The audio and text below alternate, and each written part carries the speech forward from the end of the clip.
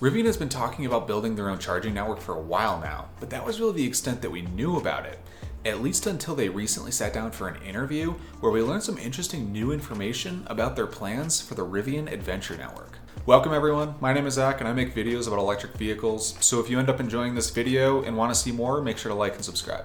So one of the biggest things that we learned through this interview with Techcrunch is that Rivian plans to offer two levels or tiers of charging. There are going to be high-speed DC chargers along interstates and highways, but then also slower destination-style chargers in more remote areas. The high-speed DC chargers are going to be similar to Tesla superchargers or the Electrify America stations set up along highways here in the US. These will likely be able to provide up to 300 kilowatts of power, and Rivian noted that they would be capable of adding 140 miles of range in just 20 minutes. Now I think the slower destination style chargers that were mentioned are really what's going to make Rivian's charging network unique. And when you think about it, it really does make sense given Rivian's vision for electric adventure vehicles. And in this interview, it was mentioned that these chargers would be located near adventure destinations, such as trailheads, kayaking spots, and climbing locations. And it makes sense that these would be slower chargers because you're likely going to be spending a few hours at these locations. We also learned that Rivian is actually planning to build these chargers in-house. Rivian is actually developing the power electronics module and they plan to deploy them at scale. And these chargers are going to use the CCS standard, meaning that Rivian owners are also going to be able to easily use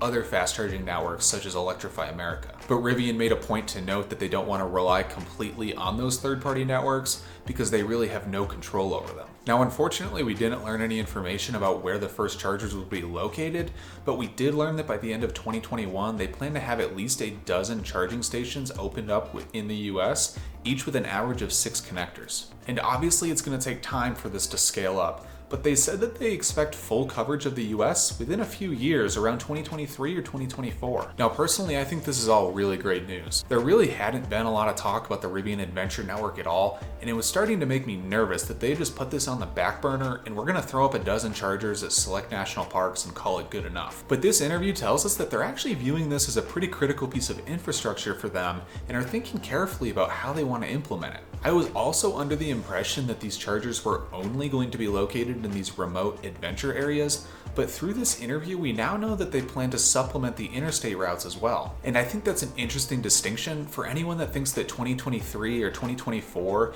is too late for their charging network when people are taking delivery in 2021. And that distinction is that it sounds like Rivian doesn't intend for this to be a standalone network, but rather supplemental to networks such as Electrify America that already have pretty decent coverage across the US that's still expanding. So if you buy one of these vehicles in 2021, it's not like you're going to be completely out of luck with finding a charger over the next few years. And I think it's going to prove to be a pretty big advantage for Rivian using the CCS interface rather than their own proprietary interface like Tesla does. And sure, Teslas can use CCS chargers, but you have to buy a $400 adapter in order to connect to them. Speaking of other EVs, we don't know if non-Rivian vehicles are going to be able to use the Rivian branded charging network, or if they're just going to prohibit that through software. As far as the destination style chargers that are intended to be used for a longer duration while you're enjoying the outdoors, I love this idea. Even from driving my Model 3 around, I have to say that stopping to charge is actually somewhat rewarding. I always end up getting out, walking around the area that I'm in, and seeing new places that I would otherwise just drive straight through and pretty much ignore. So these Rivian destination style chargers kind of take that to another level,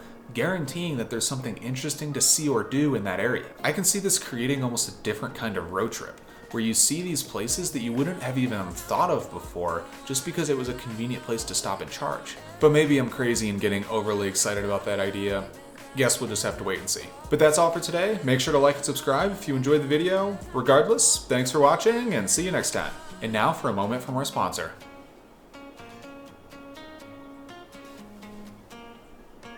Trust me, it wasn't a big sponsorship.